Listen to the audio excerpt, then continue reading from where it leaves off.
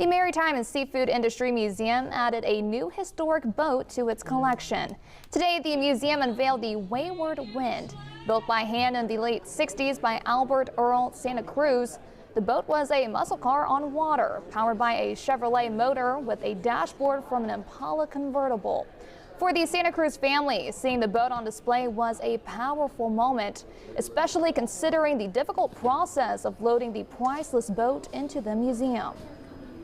Of being able to lift it almost 40 feet in the air, which was very stressful for us, and then to get it actually on the third floor of the museum. And you can imagine if something would have went wrong at 40 feet in the air and for the boat to go down and hit concrete, that would not have been a good day. The Wayward Wind was fully restored by the Santa Cruz family to be permanently displayed at the museum as a testament to Albert Santa Cruz's craftsmanship and to the boat building industry of the Gulf Coast.